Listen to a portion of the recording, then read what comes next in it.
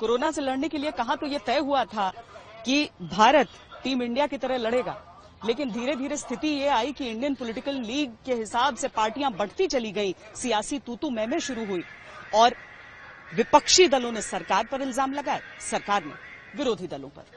देश में ये लॉकडाउन 21 दिन का होगा।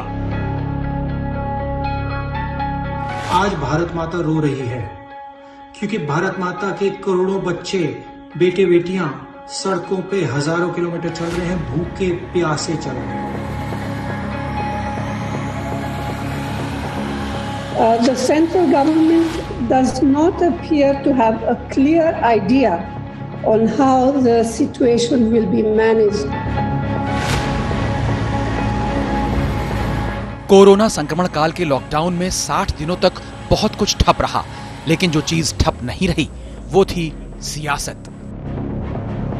लॉकडाउन के शुरुआती दिनों में तो सब कुछ ठीक रहा, लेकिन उसके बाद प्रधानमंत्री नरेंद्र मोदी और केंद्र सरकार को घेरने की कवायद शुरू हो गई। कांग्रेस अध्यक्ष सोनिया गांधी, कांग्रेस नेता राहुल गांधी और प्रियंका वाड्रा ने मोदी सरकार को तमाम मुद्दों पर घेरा, तो पश्चिम बंगाल की मुख्यमंत्री ममता बनर्जी और पंजाब के मुख्यमंत्री कैप्टन अमरिंदर सिंह भी केंद्र सरकार पर त्योरियां चढ़ाए रहे, कभी लॉकडाउन पर, कभी इंतजामों पर, तो कभी 20 लाख करोड़ के पैकेज को लेकर प्रधानमंत्री मोदी विपक्ष के निशाने पर रहे। निर्मला जी और अनुराग जी का धारावाहिक चल रहा है, तो उसमें रोज एक एक वर्ग के बारे में एक घंटा हिंदी अंग्रेजी में दोनों समझा रहे हैं, लेकिन पल्ले किसी को नहीं पड़ रहा है। शनिवार यानी 22 मई को प्रधानमंत्री नरेंद्र मोदी अम्फान तूफान से तबाही का जायजा लेने पश्चिम बंगाल पहुंचे थे। हेलीकॉप्टर में राज्यपाल जगदीप धनखड़ के साथ मुख्यमंत्री ममता बनर्जी भी थी। तीनों ने तूफान की तबाही देखी। प्रधानमंत्री मोदी ने पश्चिम बंगाल को 1000 करोड़ रुपए की राहत का ऐलान कर दिया। अभी तत्काल जो इस संकट की घड़ी में राज्य सरकार को कठिनाई न हो, इसके लिए एक एडवांस असिस्टेंस के रूप में 1000 करोड़ रुपया भारत सरकार की तरफ से व्यवस्था की जाएगी। पीएम मोदी तो वापस लौट आए, लेकिन ममता बनर्जी ने उनके दौरे और राहत पैकेज पर सवाल उठा दिए। ममता ने कहा कि नुकसान तो 1 लाख करोड़ रुपए का हुआ है, लेकिन मोदी ने 1000 करोड़ रुपए दिए हैं। फिर उन्होंने राज्य का 56,000 करोड़ रुपए का बकाया भी मांग लिया। I told Prime Minister that we will get 53,000 crores from the central government regarding devolution, regarding this food subsidy, regarding this social schemes, central schemes. प्रवासी मजदूरों को उनके घरों के लिए रवाना करने को लेकर यूपी, बिहार और महाराष्ट्र में खूब सियासत हुई। सरकार ने श्रमिक स्पेशल ट्रेनें चलाई तो आरोप लगे कि सरकार ने मजदूरों से टिकट के पैसे वसूले हैं। कांग्रेस अध्यक्ष सोनिया गांधी ने ऐलान कर दिया कि मजदूरों का किराया कांग्रेस देगी।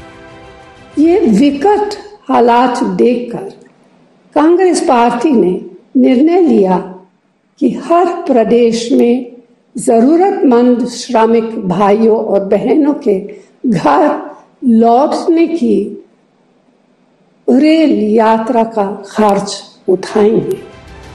उधर बिहार सरकार कोटा से बच्चों को वापस लाने पर फंस गई। बिहार से लेकर राजस्थान तक सियासत सरगर्म हो गई।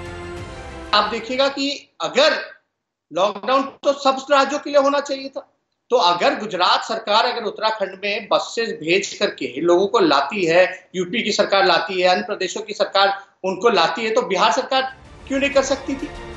इस सियासत में बुरे फंसे बिहार के मुख्यमंत्री नीतीश कुमार दलील देते रहे कि गृह मंत्रालय की तरफ से गाइडलाइंस ही नहीं आई, तो वो आखिर क्या करें। सरकार ने मजदूरों के लिए ट्रेनों का इंतजाम किया, बसों का इंतजाम किया, लेकिन लाखों मजदूर मजबूर होकर पैदल ही सैकड़ों किलोमीटर सड़क नापते रहे। इस मसले पर सबसे बड़ी सियासत शुरू हुई 14 मई को।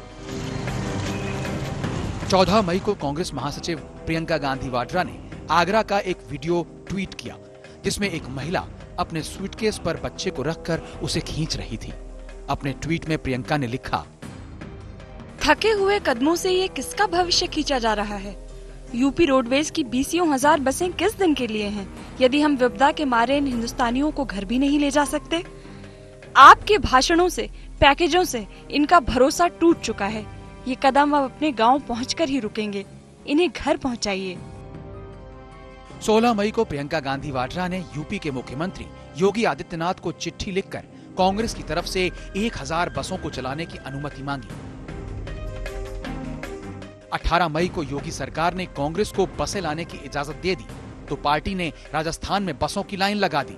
साथ ही 1066 बसों की सूची यूपी सरकार को भेज दी। अब यहाँ सियासत गरमाई। यूपी सरकार ने 121 बसों में खामी निकाल दी। कहा कि तमाम बसें फिट नहीं हैं। कोई नंबर ऑटो का है तो कोई कार का। कई सूचियां हैं, उनका निरीक्षण करने का समय है, या जो कोरोना से पीड़ित लोग हैं उनके उपचार की, या जो हमारे प्रवासी श्रमिक आ रहे हैं उनकी सुरक्षित यात्रा की। हमारे पास में रोज रोज इस प्रकार के नाटकों के लिए स्थान नहीं है। गाजियाबाद और नोएडा में बड़े मात्रा में मजदूर हमारे भाई फंसे हुए हैं। अलग अलग जगहों पर हमारे मजदूर भाई फंसे हुए हैं। सरकार को चाहिए कि एक नोडल अफसर नियुक्त करे और सारे कागज, जितने कागज कहेगी सरकार, सारे कागज देने के लिए कांग्रेस पार्टी तैयार है। ये बसों का संचालन शुरू कराए, राजनीति बंद करे। यूपी सरकार ने बसों को राजस्थान बॉर्डर पर ही रोक दिया। कांग्रेस के यूपी अध्यक्ष अजय सिंह लल्लू की अगुवाई में कार्यकर्ताओं ने प्रदर्शन किया तो उन्हें पुलिस ने हिरासत में ले लिया। 20 मई की दोपहर कांग्रेस नेता राजीव शुक्ला करीब 500 बसें लेकर नोएडा पहुंच गए। बोले कि चेक कर लो, ये बसें हैं, ऑटो रिक्शा नहीं। सबके कागज वगैरह सब दुरुस्त है। मैं कहता हूं जब कैमरे पे सारी बसें दिखाई दे रही हैं तो आप इनको स्कूटर कैसे बता देंगे?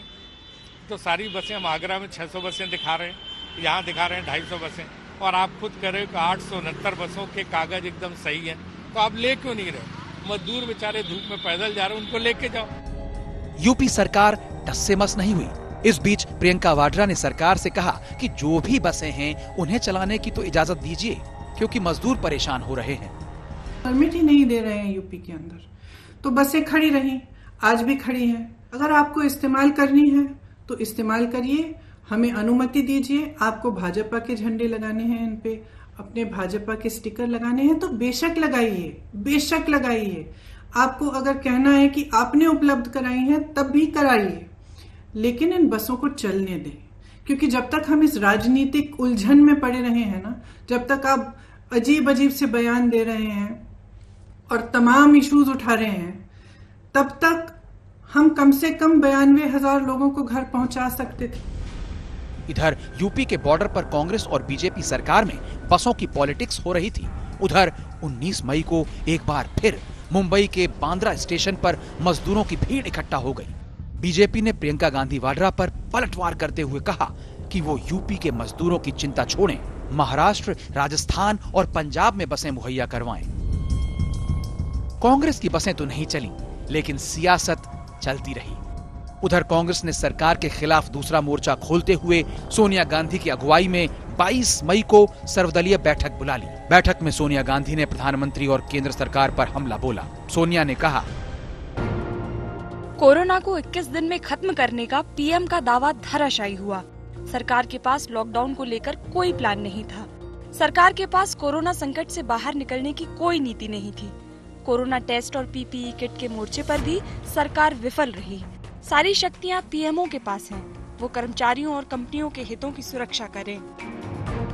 सोनिया गांधी के साथ इस सर्वदलीय बैठक में एनसीपी सुप्रीमो शरद पवार, सीताराम येचुरी, तेजस्वी यादव और स्टालिन शामिल रहे, जबकि बीएसपी सुप्रीमो मायावती के साथ समाजवादी पार्टी अध्यक्ष अखिलेश यादव गायब थे। उधर आम आदमी पार्टी का कहना था कि उन्हें तो बुलाया ही नहीं गया। आज तक ब्यूरो।